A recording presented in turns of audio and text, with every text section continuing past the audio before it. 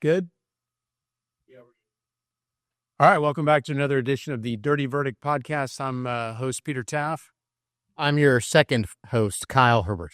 And I'm your third host, full-time litigator, Bill Ogden. And guys, we have, different versions of the show. Sometimes we talk news, sometimes we talk younger lawyers, sometimes we talk lawyers of different practice areas, and sometimes we talk to lawyers that I put into the legendary status. And this week I'm going to make that call. I don't feel like I'm legendary, but I appreciate it. And when you put the hat on, you become legendary. Well, and then when you take the hat off, you're super legendary because then we get the hair. Yeah. So we've got a great trip to Turkey that did that hair. We've got a legit legendary lawyer here, Chris Tritico. Chris, thanks for joining us. You bet. I'm glad to be here. We've got a whole range of things we'd like to talk to you about, particularly with lawyers who've been practicing a while. Your background, because you practice with some legendary lawyers of their own stripe, and then your history, and then some of the cases you've worked on, and a 501c3 that you and your wife have created to honor your late daughter, and then a case that you recently filed that we think is pretty interesting. It's going to fall under the defamation category, and we'll get into that in more detail. Good. All right. So I guess I'll take the floor. So Chris, Bill attributes you in part, or maybe in whole, to his decision to become a lawyer, and particularly a trial lawyer. Which makes you not just famous, but I guess infamous. Well, I feel like most legendary lawyers have the same pedigree. They go to Sam Houston State University. That's exactly. They'll go to South Texas College, and then they give back to the students there, which is what Chris did in the spring commencement speech of 2009. Chris spoke at my college graduation as the first time I'd ever listened or met or seen a trial lawyer. What were you going to do before that? I was going to go to the FBI. Oh, Jesus. You can probably actually say, aren't you glad I spoke? Yeah, on behalf of a grateful nation, Chris. You could be talking to Jim Comey right now. You got me. So, Chris, to go into Sam Houston, a lot of people do that because they want to go into law enforcement. Was that your initial goal? Never thought about it. I knew that I was going to be a lawyer from about 7 years old. That's all I ever said I wanted to do. Never changed my mind, never focused on anything else. And I actually studied political science at Sam Houston, which tells you how focused I was on the law. And it's a good thing I got into law school, because I don't know what the hell I would have done with that degree. But no, that's all I ever wanted to do. And where'd you grow up? Here, right here in Houston. I grew up in Spring Branch, Eastern Houston. Were your parents lawyers, or do you have family friends that were lawyers? Nope. My dad was a sales executive at Channel 13, KTRK TV for 17 years. He was the leading salesperson in this market for 17 years running. And he enjoyed that life, but I'm the only lawyer in my family. There wasn't any, I don't know why I decided to do this, but I'm certainly glad I did it. My dad grew up with Racehorse Haynes. They were very good friends from junior high through high school and college.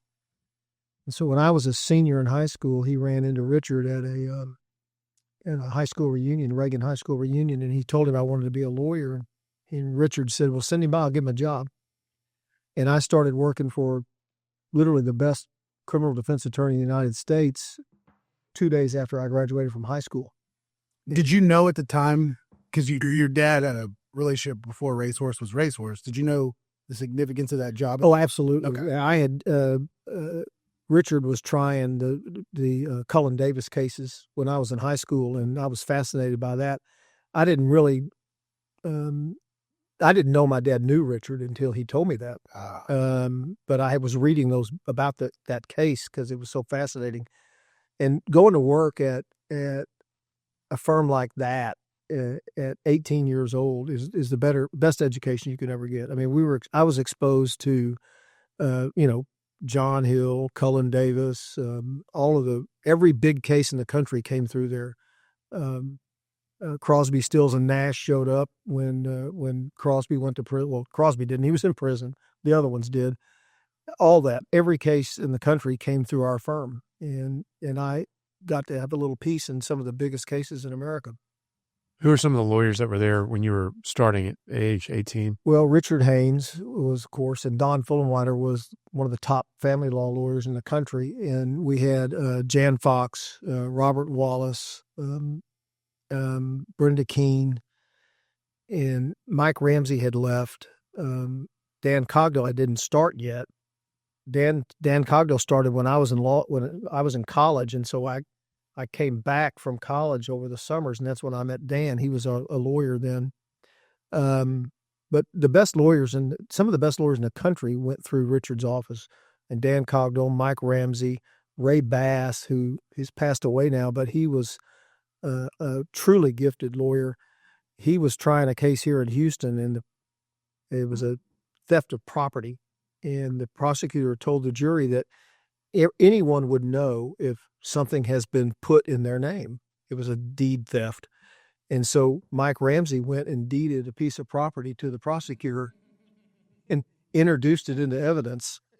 That's awesome. Yeah, and he won the case, but then they indicted him for some fraud. Yeah, and it ruined his career in Houston. He had to move to Austin, but it was all over the news.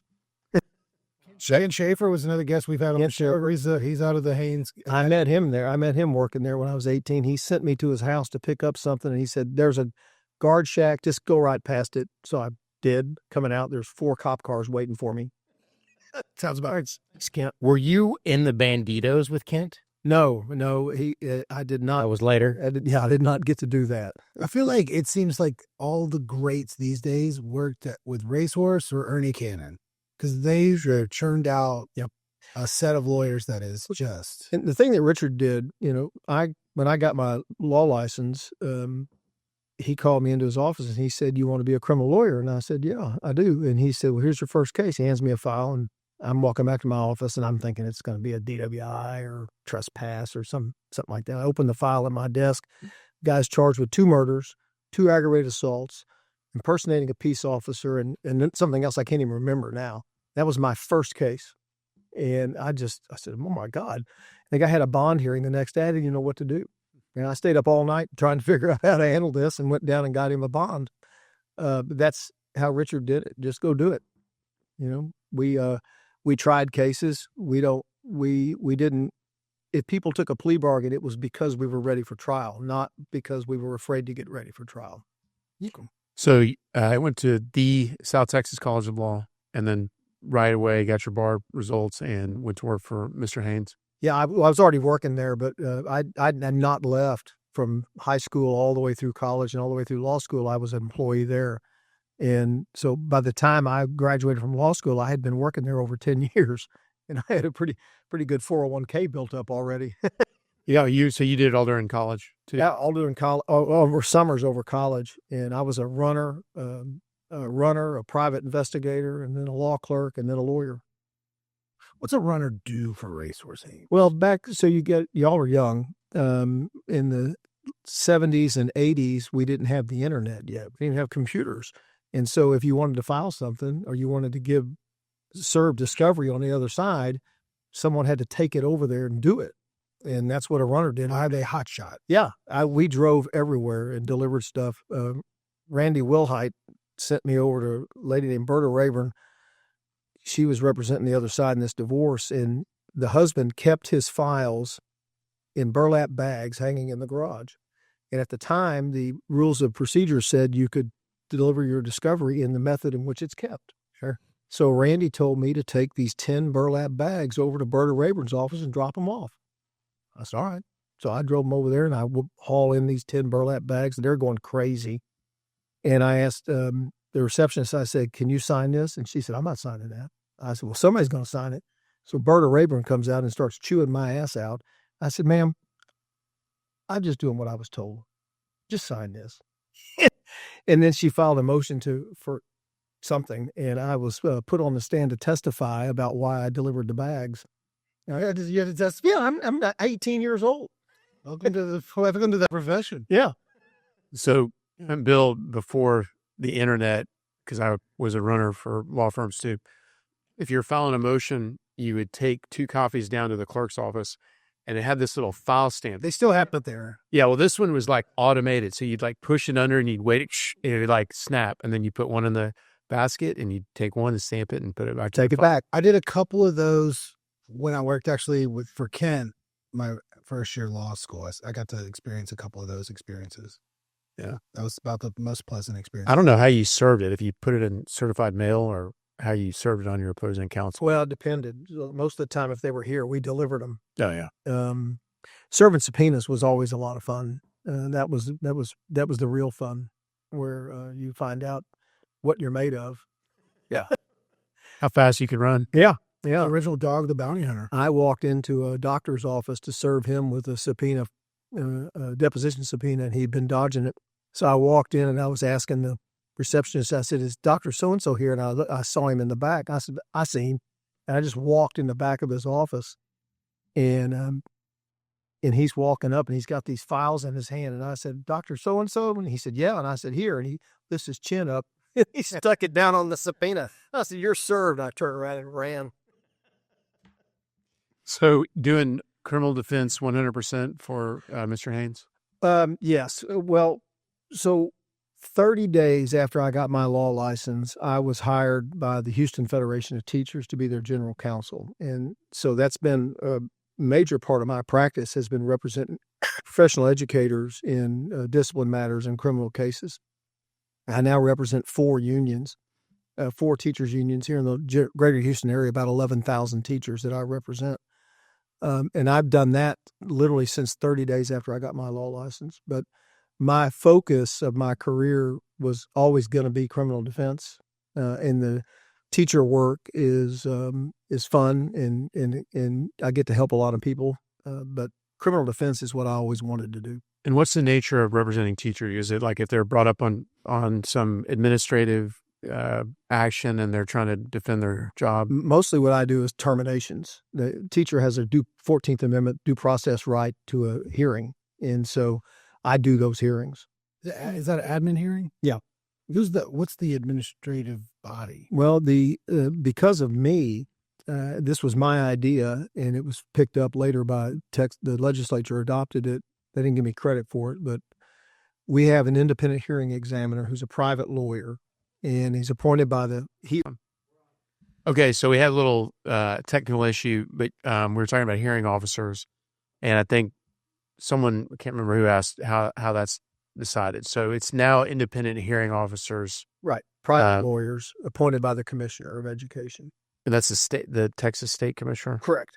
And Bill said any generally litigators can apply for that? Any lawyer can apply. It's better if they're a litigator because you need to know the rules of evidence. And I was going to ask that. So they do apply the Texas Civil Procedure and rules of evidence to an extent? And this civil procedure loosely applies, but we use the rules of evidence. Awesome. Yeah. I know this pretty well. All right. And the benefits, I think we were talking about the union. Teachers not required to be in unions, but they offer good benefits to their members. So besides the legal component of getting your representation, what other benefits? So they have staff reps who go with them to hearings and meetings that they don't bring me in on, and they have representation at any meeting that could result in their job loss. They file grievances on their behalf and do the grievance hearings, and then they have insurance coverage for if they get sued and things like that. And then but the biggest benefit is the AFT unions pay 100% of their legal fees in any administrative hearing. How much are dues? Do you have any idea? I don't know. I've always wondered, because Not much. My family is very teacher. There's a lot of teachers in my family, and I've always wondered if just teachers having to pay for that versus finding a charity that would donate that cost for teachers to not have to do it, because it's not like they're getting rich doing it. Right, and the dues are not that expensive. It's really reasonable for. If you get terminated, it's going to cost, a lot of money in attorney's fees. And I have people come in all the time saying, I didn't think I needed the union. I said, well, how do you feel today? Here's the fee, write me a check. And tell them to call me. I'll undercut you by a few hours. That's right. No, you're going to be a hearing officer. Yeah. I'll be a fair. hearing officer. That's right. We've established that whatever Chris suggests to you, you will do professionally. So if it's following the law and my oath to the Constitution of the state of Texas. Very good. Very good. Okay. So notable on your website bio, you note some famous athletes you've represented. Yeah. How did you get to represent so many athletes? Well, it started when Don Fullenwider was representing Moses Malone, and Moses got in trouble for losing his temper. And so they brought me in to represent Moses, and I got that dismissed. And then Gary Sheffield and Julio Lugo both hired me. Gary got arrested by a wrongful arrest. We ended up suing over it at the end of the day. Nice. And the officer just came in, these officers in the middle of the night, they'd finished a game. They were at an IHOP eating breakfast, and these police officers walked in and just started jacking with him.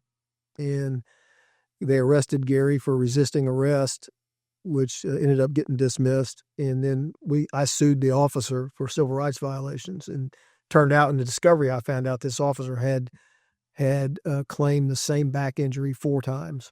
Ooh. On 4 different arrests. Gary Sheffield, he was a really nice guy. He had a very unique stance going into this week. Yep. I'll never forget it. He was a nice guy. And Julio Lugo was a great guy.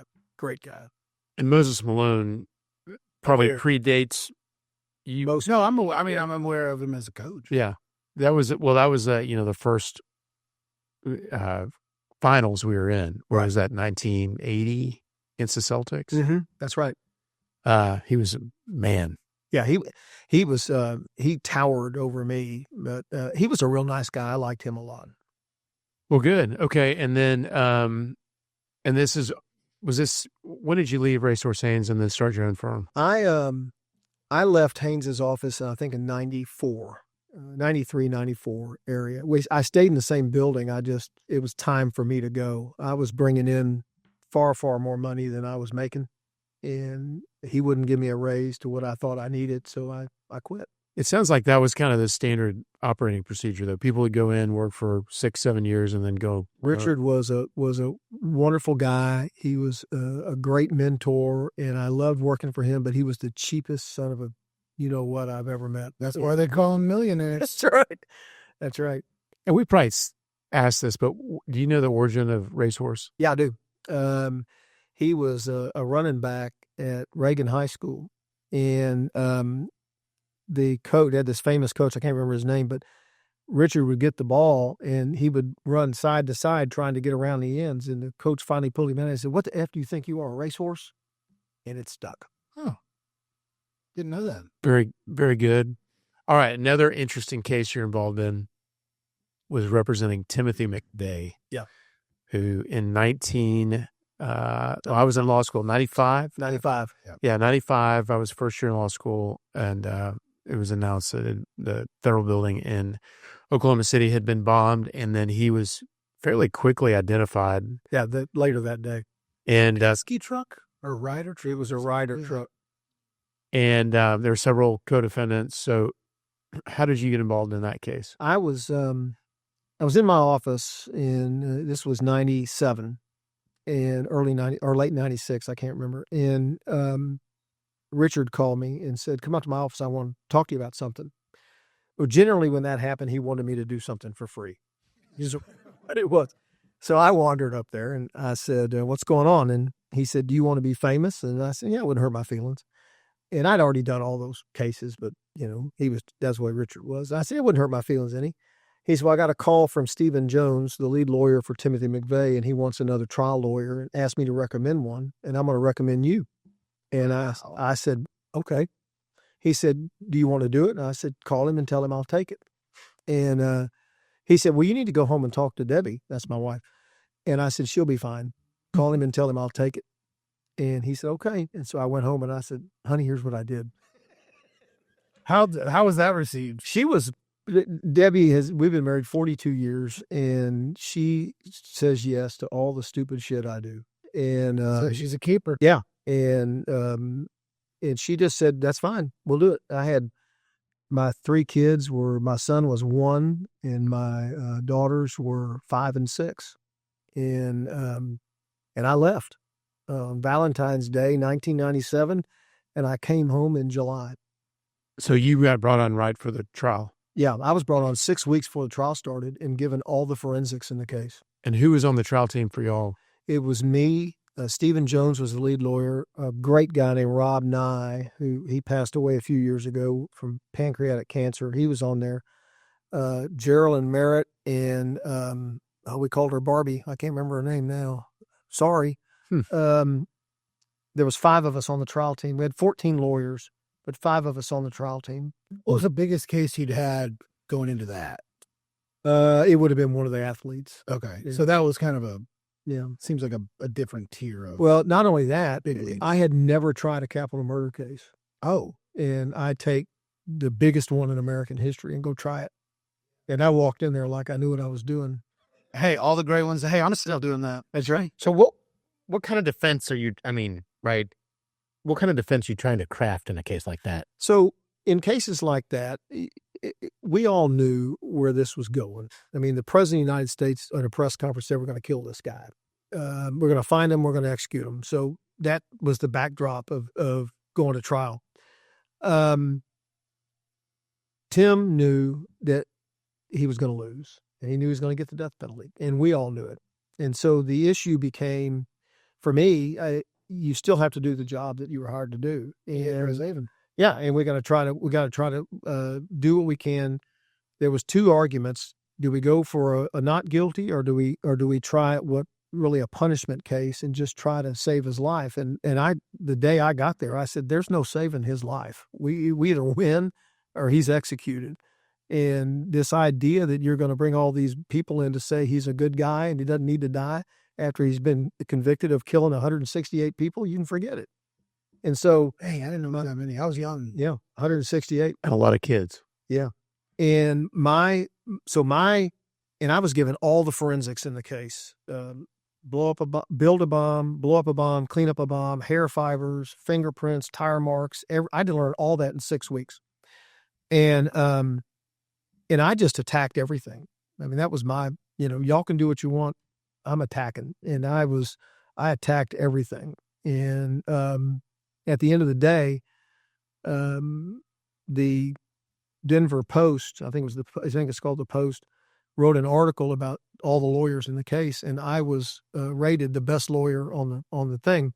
But the editor changed it and put Stephen Hartzler, who was the lead lawyer for the government, and Stephen Jones ahead of me, and moved me from an A to a B and moved them from a B to an A so that they would be the best lawyers on the case. And that case was tried in Denver. Denver. Yeah, it was moved to Denver.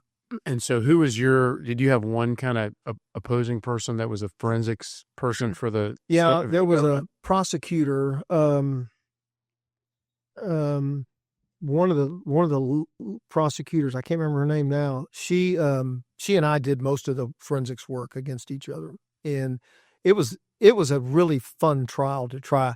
I know people think that's crazy, but it was exciting, and you get to do things that you'll never do before again in law. And getting to know Tim McVeigh was, I thought that I was going to come meet this monster because that's what we all saw on TV. He was nice and friendly and funny and one of the smartest people I've ever met. What do you think happened? He just got radicalized? I know exactly what happened. Ruby Ridge? Well, no, it wasn't Ruby Ridge. It was Waco. Waco, that's right, yeah. He had, his mom had a lot of mental health issues and had abandoned the family, and his dad raised him and his sister, and he just had a lot of built up problems. He joined the Army right before the Gulf War started, and he was the youngest person at the time to be promoted to sergeant. He was the first person authorized to shoot in the Gulf War, first person to kill an enemy soldier in the Gulf War. He was named to General Schwarzkopf's security team when they signed the peace deal. Storm at Norman. And he was really doing well in the military, which is where he met Terry Nichols. And that was his downfall. But he had signed up for special forces before the war started, and he got his orders right as the war ended. And he said to me, I wasn't ready to go through that training. I wasn't in shape. I said, you just fought a war. Yeah, you're not in shape. He said, you don't understand war. He said, we sit around most of the time. We go out and fight for a couple hours and go back and we lay around. I said, you're right. I do not get war. And he said I was out of shape, but he went to the Special Forces school and he washed out in about 3 weeks or a week or something. And he said that ended my career. I would never advance in the Army, so I quit. And that started a downhill slide for him.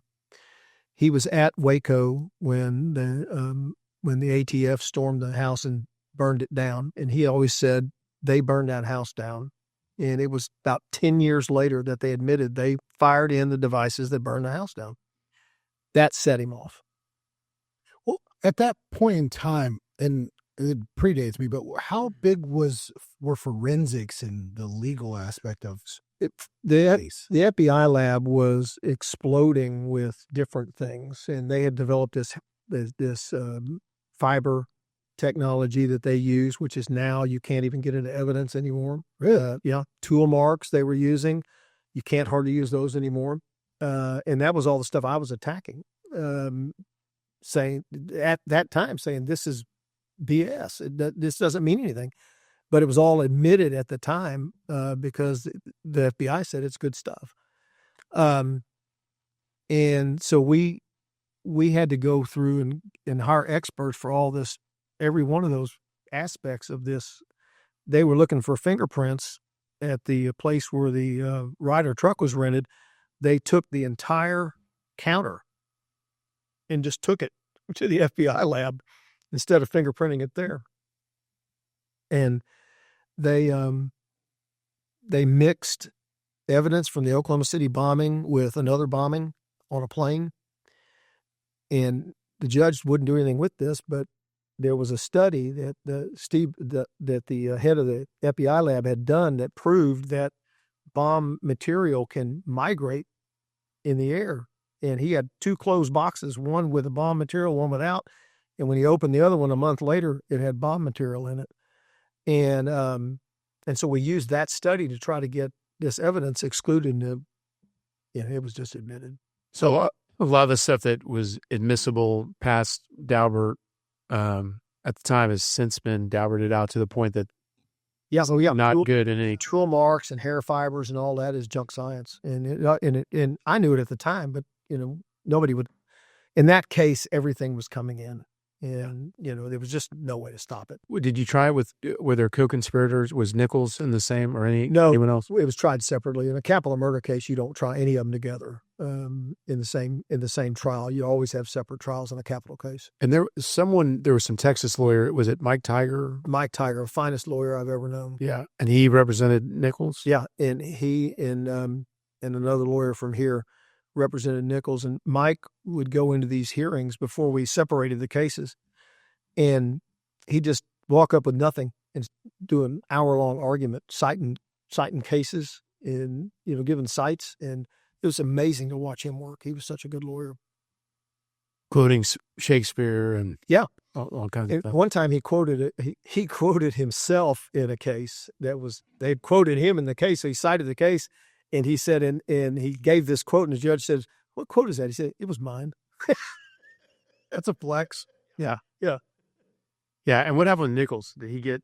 So in some of the best litigation I think that we'll ever see, Terry Nichols was given a life sentence in the federal court in Denver, and then they tried him in Oklahoma on the state cases, and he got a life sentence there. And that's the best litigation you'll ever see. Are there any good documentaries on that? I know there's tons, but any that stick out to you? So from the legal side, the best one would be the one that I helped produce in defense of was a 4-part, 4-segment series that we did on oxygen. And the first segment is me on the Oklahoma City bombing, is a really good story about that. And then Dan Cogdell talked about Waco, and then we had 2 other segments, and that's a really good one because it's not slanted. And most of the people that are doing these things are trying to show that the prosecution was correct. Well, we already know that you won. So how much more do you need? But what we tried to do and in defense of was show the other side of these cases and what it's like and what you do and how you defend them. And what was the relationship between Nichols and McVeigh? They met in the Army. They were in the same platoon, and Terry Nichols had already signed those documents that you sign when you join the militia that say you're no longer a citizen of the United States. You're property of the U.S. government. Yeah, and he should not have even been allowed in the military. But that's where they met and they became friends, and that's where he started indoctrinating Tim into this. I don't want to say the militia movement, but it was that mindset. And McVeigh's been executed, right? Yeah, he was executed in 2001. I'd ask about some of the juicier stuff on Cogdale, but I don't think he has any secrets. I think No, there are no secrets. yeah, he's told those stories himself. That's right. Okay, so along those lines, I mean, you're representing someone who I was going to say, what did that do to your career? Like, Yeah. So when I left here, I had a really active career. I came back with 0 cases because I was gone for 6 months, and so I had no cases left. But it gave me a lot of credibility. I was on the news every night, and then as soon as I got back, the Andre Yates trial started right after I got back. And so I had been in the news so much, all the national media was calling me for interviews. So I did interviews every day throughout the whole Andre Yates trial. And that blossomed into my radio show, which I did for 10 years. And now they let me go. So I'm on Fox 26 now as the legal analyst. And now all of that came from. and all of that built to the dirty verdict. All that built to right here tonight. Congratulations, sir. Those were quite a stepping rise. stones That's right. of the pyramid. So, I mean, you've been a criminal defense lawyer your whole life, and so now you're representing the most hated man in the country. So that begs the question that I know you get as a criminal defense lawyer: why do you do that kind of work? I can tell you exactly. The Constitution has to work for all of us, or it works for none of us. And so people like me have to take these hard cases and stand up for the people that we hate the most. And if we don't do that, then we'll get to the point where people will say, he doesn't need the full protection of our Constitution. The day that happens, it's the beginning of the end. And so people like me have to be willing to stand up and take the hardest cases in the country and put the government to the test and force them to do it right every time. A wise man once told me that if the Constitution protects our worst, our best doesn't have to worry about having our rights when they need them. And that person was it. Oh, good. So, Well, let me say what you're thinking. yeah, go ahead. So that was your deal. Your angle with Tim McVeigh was, look, government, I'm not going to let you just ramrod this guy out and execute him without meeting your constitutional burden of proof. Right. So I'm going to test every piece of evidence you bring. Everything I can test. And if you can't prove it, then he gets to walk out the front door. It's not my Not with me, but he gets to walk out the front door. And that has to be your mindset on every one of these cases. I mean, most of the time in criminal law, the day-to-day practice of criminal law, it's good people who found themselves in bad situations. And it's always been my view in my career that if you spend a little bit of extra time with people that are in trouble, you can get to the root of the problem. And it's typically one of 3 things: mental health, alcohol, or drugs. And alcohol Got and all drugs, 3 of those Yeah. at this table. and alcohol and drugs drives the mental health issues. And so once you break it down and you get to that, then you can get somebody to a service provider who can help them through that problem. And you put families back together and we solve criminal problems and they never go back in the system. It's the lawyers who just go down and they sign up as many cases as they can. They go plead them out without knowing this, without knowing their client, without learning the facts, that it keeps people in the system because they don't get the help they need to get out of the system. And so I could have made a lot more money doing that, but I can't sleep at night not doing it my way. I was going to ask you, financially, how do you take that hit of doing a trial, that investing that much into one, and then coming back and So Yeah, it was hard. I mean, I had two partners, so they were keeping the firm going, but I had to rebuild my career. Now, fortunately, I had the unions that I represented, and that began, to build back up pretty quickly with the union work. And while that is not going to make anybody rich, it certainly can pay a lot of bills. And then once I got back and I was in the news every night, then people started calling me again. So that was going to be my next question. Taking on these cases where the public assumes you're representing guys that are just complete villains, does it take a toll? Like, do people think less of you? I mean, that's a good question. Lawyers here, we know what it's like to defend the system, even if we don't like our client. I tip my hat to it. Well, that's actually a very good question. I never once had a negative word said to me by anybody. And over the years, there's been some people who would, say, I don't know how you can do that, but I can live with that. But while we were representing Tim, not one person ever said a negative word. And I was more concerned about my wife and kids because I couldn't be here. Right. And so we took some protections to make sure that, we got an unlisted number, and I transferred my public home number to my answering service just in case, but nothing ever happened. Not one time. What was his demeanor? He was he remorseful or was he that far gone? So I can't answer that, but he, I'll tell you why. There's a U.S. Supreme Court case that came out before he was executed that said the attorney-client privilege exceeds the life of the client. I forgot about that. And unless they waive it, and he specifically did not. Okay. He wrote us all and said, here's this case, I do not waive it. And so Stephen Jones has written 4 books waiving his attorney-client privilege, but to me, it means something. Sure. And so I can't answer that question, but I can tell you that he was the smartest guy I've ever met. We had 32,000 FBI 302s, which is a witness statement. It was 100,000 written pages. He read every page, and I could find it. Tim did. Wow. And I could go to him at the jail and I'd say, I'm working on this. And he'd go, that was a 302 on that. I think it was written by Johnson, and it was around May the 5th. And he always had the name right. And within a day or two of the 302, I mean, it was an amazing mind. Did you ever introduce yourself to some of these school clients? Like, this is Polly, the kindergarten teacher. My last client was Timothy McVeigh.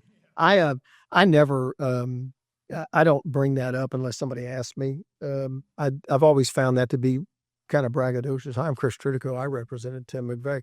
I would imagine these teachers would think it would be the opposite. Like, they wouldn't be super excited. No, again,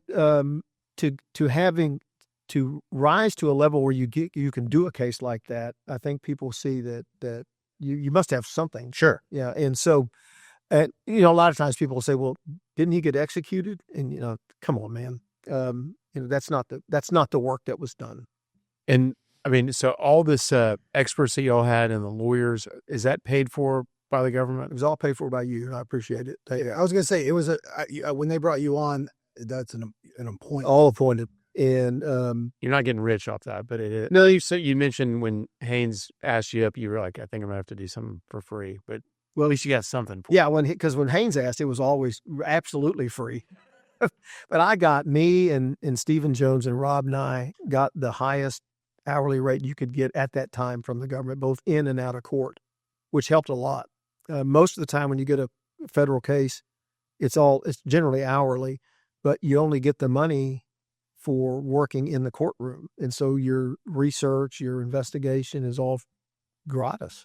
But he gave us hourly rate, the highest hourly rate in and out of court. And so that helped because I was working, 16 hours a day, every day on that, and just that much work to do. Do you get a per diem for the hotel or something?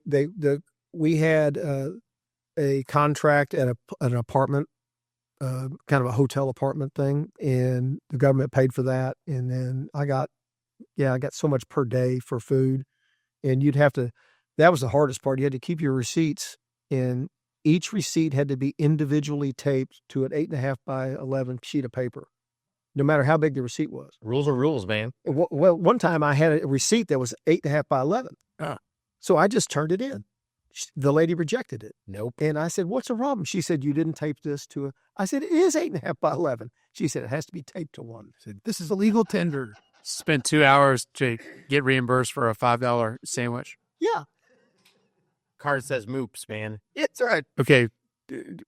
First question. You're kind of talking about restorative justice a little bit. So as I understand, are there programs around Houston, and restorative justice, as I understand it, is a broad term, but it's like you said, you just don't get them charged, plead them out, turn them loose. They're still going to recommit. So instead of that, you try to identify their problem and get them to the right resources to address the problem so they won't re-offend.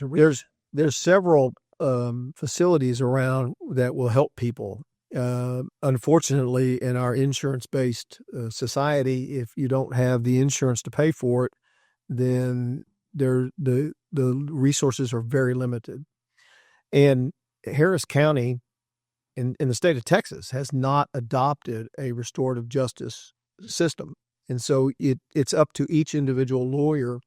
And if prosecutors are paying attention, then there are some prosecutors who will join in that effort when you show them the right stuff and try to do the right thing.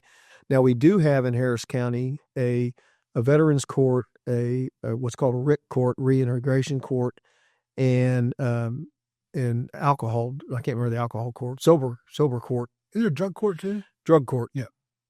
And those courts do fabulous work with people who are really suffering. And the idea is not to put people in prison, but to stretch out as long as you can, as long as you need to stretch out and get them fixed and right and sober and clean or whatever, and then let them out and without a felony conviction. And these courts are doing fabulous work. Are there other models? I've studied the Georgia Justice Project in Atlanta. Are there models like that in other cities or jurisdictions? Yeah, and I think I don't know where we started. The first veterans court in Texas was started here in Harris County, but I don't know where they went to study the model when they started it. But all of those courts, every time I go in there, I'm amazed at the work they're doing. There's a huge you said restorative justice, and it brought flashbacks to me. It's the only B I made in college, and it was supposed to be an easy A class. And Tim Fitzpatrick, you talked me into that class. I'm still not over it. So that was your best grade in school, was restorative justice? Oh, sorry. Yeah. But there's restorative justice and retributive justice, and the different program funding is the biggest problem. I think. Right. You got to get somebody to fund it. Yeah. And then funding is the problem because you have to pay people to enforce it to an extent, because it's kind of almost like a glorified probationary period for as long as you need. Yeah. And I've got a guy in one of these courts right now that we're going on our 4th year, and he just can't, he's got a traumatic brain injury. So he can't get through the program successfully without, taking drugs again. And we just keep extending him, and the judge has just never once even thought about revoking it. Let's just give him another year. But you asked about where people go to study it. Sam Houston State University is the #1 restorative justice place in the. There you go. And obviously the hardest class too. And the whole I'm still best university in Texas, I'm telling you. And Tim is a very highly decorated member of the Texas Department of Corrections at this point, and somehow has gained respect from all of the employees at that agency. All right. Along those lines, so you represent Tim McVeigh, yet you have been given the Reflections of Hope Award by the Oklahoma City National Memorial and Museum. It's kind of amazing, isn't it? Yeah. How did that come about? On the, I guess it was the 15th anniversary. I can't remember. The memorial gave the Reflections of Hope Award to every lawyer that worked on the case, and they decided that they had redone the memorial and added us as the defense team in there for the first time. We had never been included in the memorial, but they did put a section in there for the defense, and they came and filmed a segment with each of us, and It's really nicely done. And then they gave everybody the award, and the ceremony was very interesting, very moving. Yeah, if anyone's not been to that memorial, it is. What is it called?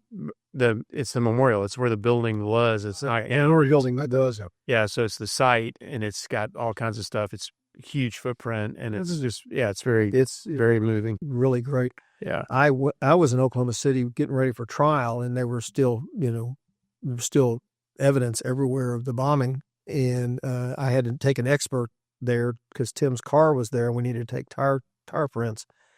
And when we got through, he said, "I want to go downtown," and I said, "I'm planning on it." But this guy he talked, he never shut up. And so we get in the car and we're driving down there, and I said, "Now listen, we're going to go out there and we're going to walk around, and you're not going to say a word." He said, "Why?" I said, "You do realize who we are." Said, we're behind enemy lines here. So just keep your mouth shut. We're going to walk around and then we can talk when we leave. He said, "Okay." So what have you been working on since? Well, so just yesterday, we filed a new lawsuit against the Fort Bend Independent School District. They had a Dr. Whitbeck. Christy Whitbeck was their superintendent, and to set this stage, in July of 2003, they extended her contract 4 years. In December of 2023, they fired her, and with no reason. What was she was the superintendent. Okay. Superintendent, and she had been doing great work. Everything was going fine, and out of the blue, the board president said she needed to have a meeting with her and said, "We're letting you go. You can either work out a resignation agreement or we'll fire you, but you're gone." And that was the only notice she got. Her lawyer at the time worked out a deal to settle her employment. And part of the settlement was that they would only issue one press statement. There was a joint statement by the board, and they would not go outside of the bounds of that. They signed it in December of last year. And immediately, before you go any further, you have any idea why they fired her? No, nobody knows. Okay. Nobody knows. She never found out. Immediately upon signing it, the board from the dais started trashing her. In the media? Oh, yeah, the media was all there. And so they said, if you knew what we knew, if you knew what we had learned in closed session, she would never work in education again. And they went on radio shows, and they spent a year trashing this lady for no reason. And we talked about this yesterday, and I saw they didn't just go on radio shows, but they went on specific ones. Yeah. It was Michael Berry. I wouldn't give him the credit. Yeah, I'm not giving him any credit. But it's just, that seems like a random thing for him to have on his show as a Fort Bend County superintendent employment. Well, he lives in Fort Bend County. Oh, that's his tie. Okay. Yeah. That makes a little more sense to me then. But I mean, so he's like a radio guy, but largely viewed as a political operative. Do you have any idea what the backstory is about why this lady lost? No, literally, to this day, we have no idea. You don't know what the impetus was to let her go. They've never said, and they never gave her. She never got to meet with the board. The board president told her, and she never got a meeting with the whole board to discuss this. And this is on the backdrop of a 7-0 vote to extend her contract. And at the same meeting where they extended her contract, they gave her the highest evaluation you could get. So did you handle the administrative dismissal? No, I only got involved after it was all done. Okay, that was all done by some other right. Board. And because I think I would have. It's hard to tell a superintendent to do an administrative hearing, but that would have been one you'd want to do. Yeah. So what's the lawsuit you filed? What's your claim? So we filed a breach of contract and a defamation claim against. We named 3 board members, and then the district, of course.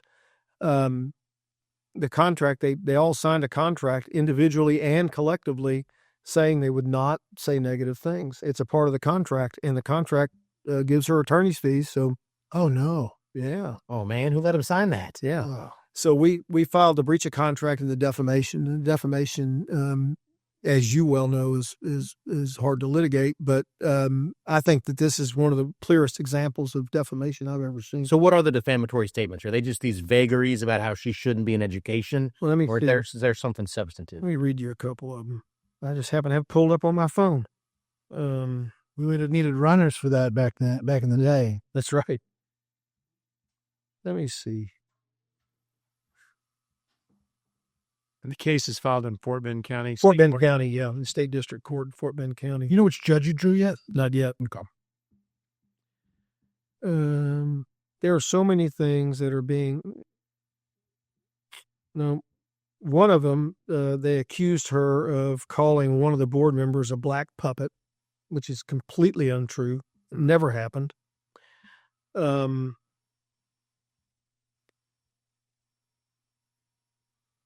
Whitbeck consistently displayed an attitude towards the school board that non-educators should not have the right to tell her how to do her job or challenge her when we disagreed. I'm looking for the stronger ones. Oh, yeah. They accused her of withholding a letter from TEA that was stating that they were going to get taken over like the Houston Independent School District. Not only did they not get that letter, Dr. Whitbeck had already confirmed with TEA that they were not on the list. And the board knew that. And yet they keep perpetuating this lie that she was withholding this evidence that they were about to be taken over. And they've gone out of their way to gin up investigations since she's been gone, accusing her of lying about the bond that they had just passed, lying about the fact that it was going to have cost overruns. And what she told the investigator when they came to see her, she said, I'm not an economist and I can't judge inflation, and that the overruns that you're having today are because of inflation and the cost of goods. She said, we couldn't have known that.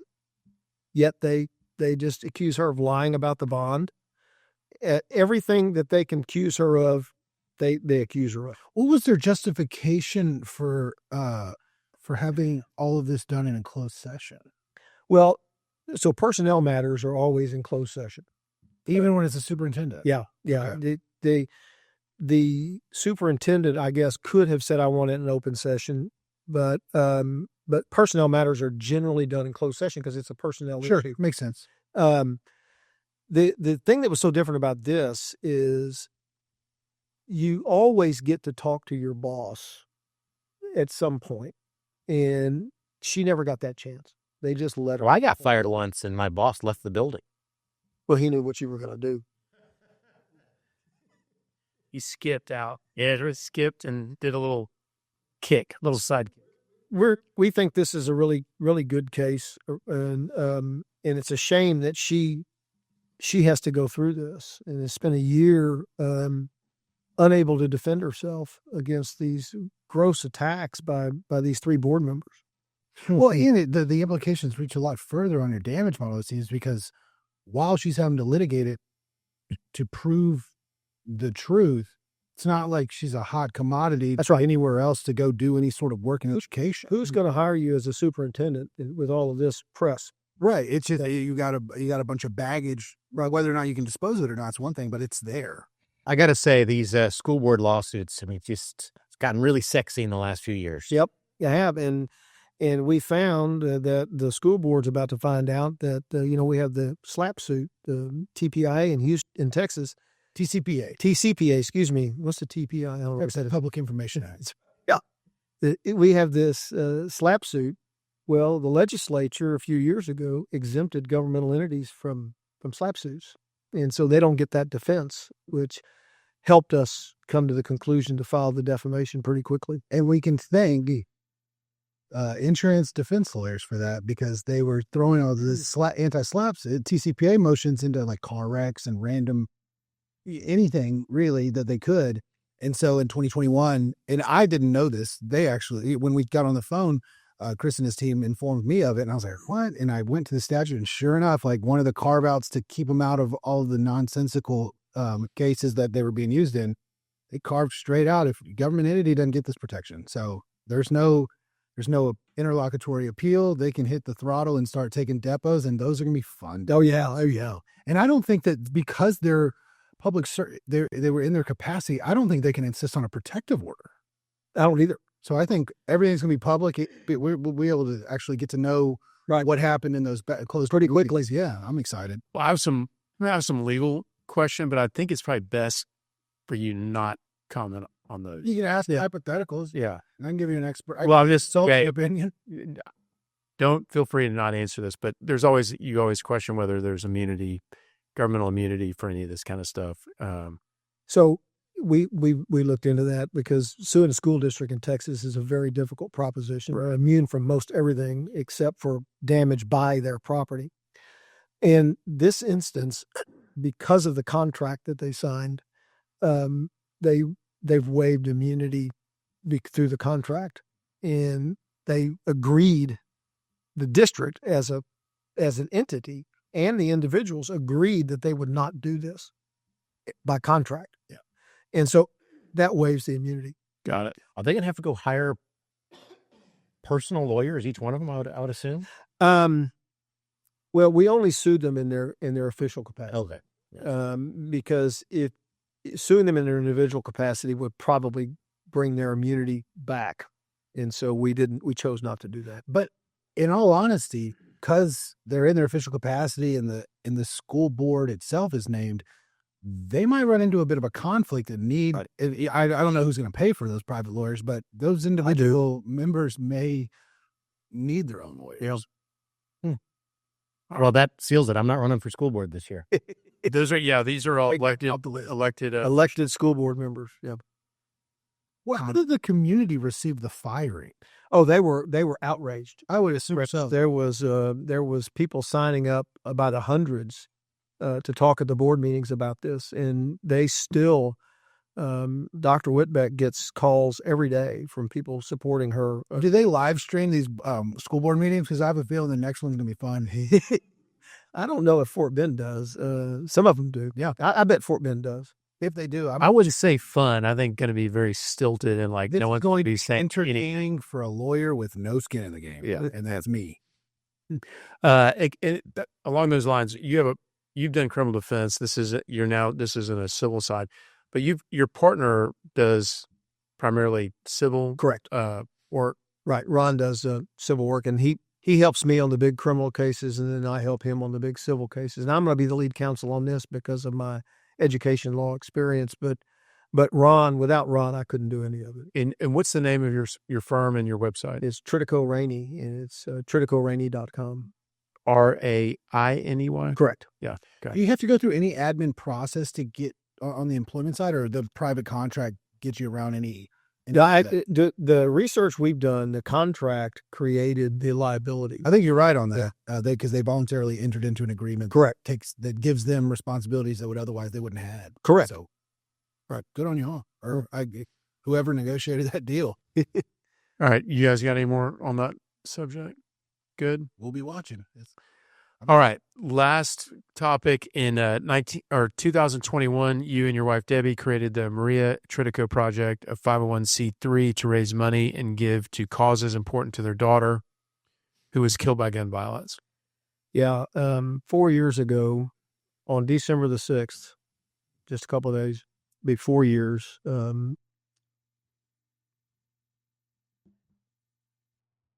have a hard time talking about this, but sure. It's my wife's birthday. It's December the 6th. And my daughter lived in Florida. She and her fiance, they were 3 weeks from their wedding. And she called and wished my wife a happy birthday. And then 2 hours later, her fiance called and told us there'd been a shooting. They were at a beach just outside of West Palm where they lived. And they went every Sunday to this beach. And on this day, God damn it, some gangs showed up in the street. They'd never been there before. This is a very affluent area.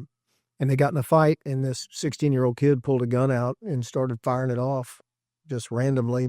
And a bullet traveled across a parking lot, through between alley between two buildings, about 20 feet, through a grove of trees and hit my daughter in the head, over 200 yards. And she was, she was dead. We went to Florida, and we were there in about 6 hours from Houston to Florida, and got there. And the detective met me and told me what was going on, and they had this suspect, and they were looking at, and they arrested him a few days later. He's still pending trial. And I'll tell you about that in a minute. When we got there, we were talking with the doctors, and they were telling us that she was an organ donor, and I didn't know that. And they were very aggressive about it. And I said, look, she's an organ donor. Fine. I'm not going to stand in your way. And we were filling out the papers and doing all that for the organ donation. And the guy said to me, if you know anybody that needs an organ, we'll put them at the top of the list. And I said, well, I happen to know a lady in Houston that needs a kidney. And she was a prosecutor that I had worked against, and her husband was a prosecutor I'd tried cases against. So I called Bill, and he said, why are you calling me? And I said, Bill, because he knew what was going on. And I said, I want to give Donna one of Maria's kidneys. And we started crying. And I finally gave the phone to the doctor. I said, if you don't take this over, we're never going to finish this. And turned out to be a perfect match. And my daughter saved Donna's life, which was amazing. The only bright spot that came out of that. Maria was setting the world on fire. She and her fiance worked at this the Lighthouse Art Center in Florida, and it's a little school. She started the jewelry department and the photography department in that school, and set it up, started it, and she was the head of the jewelry department. And when she was killed, she had just been named the next CEO of the Lighthouse Art Center. And of course, she never got to do it.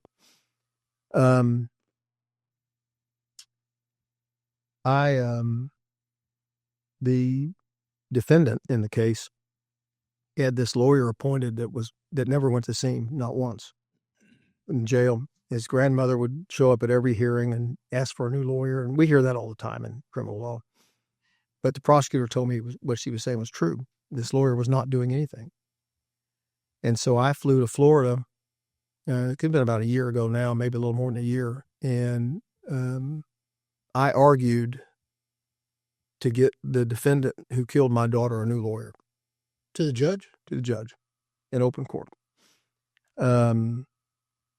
Because,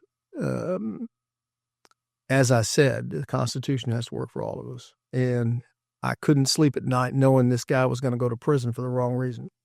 I want him to go to prison. That's what I told the judge, but give him a lawyer that's going to do his job. And it was the hardest thing I've ever done. But he gave him a new lawyer. It delayed the case another year and a half. But it was the right thing to do, and my daughter would have wanted me to do it. So we set up the charity. We haven't done a lot with it. We haven't had a chance to do as much with it as we hoped, but we wanted to do the things that Maria wanted. And so that's what we set it up.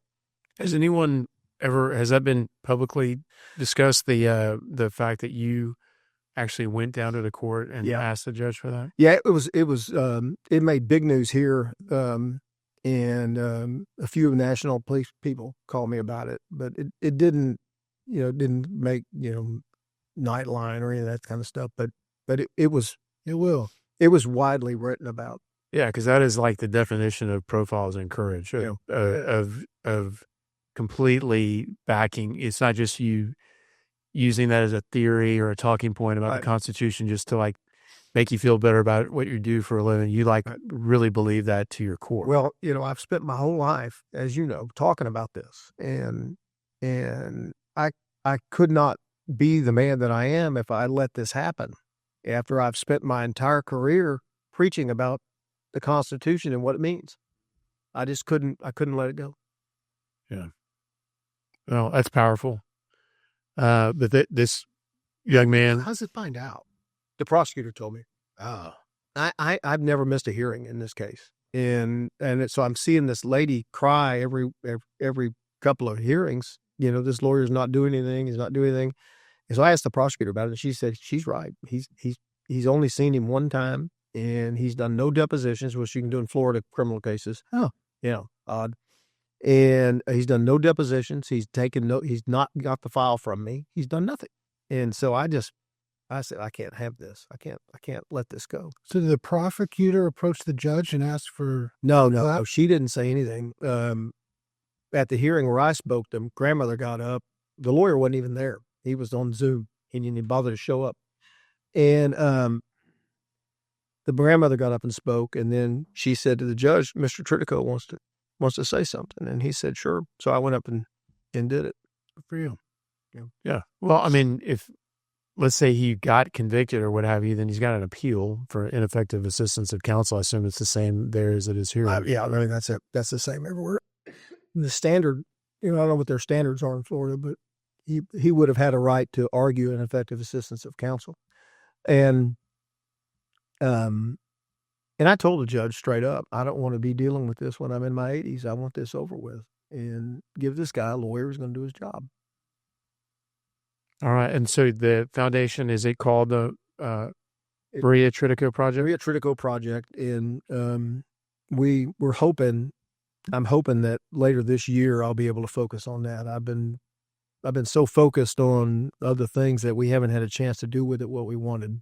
But we want to get that up and running right this year. And so what kind of causes will it support? So Maria treated, she was an art therapist, and she got a degree from the Art Institute of Chicago in art therapy. And so she treated people with PTSD.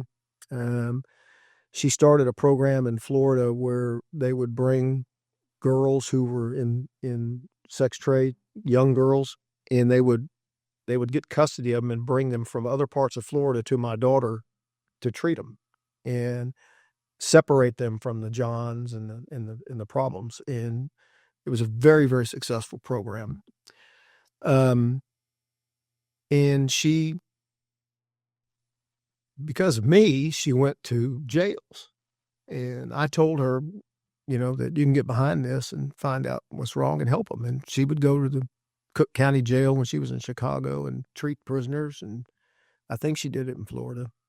So we want to turn this into something that kind of focuses on the things that she wanted, but just help people, because Maria was the type of person that if she never saw a problem, she just saw solutions. And so we're going to try to focus on a few areas, but the things that she believed in. So helping young girls and people like that. This is what we want to do. Good. And that was 4 years ago. So that was 2020, December. Yeah. Got it. It was my wife's 60th birthday, and it'd be forever a hard day. Mm-hmm. Yeah.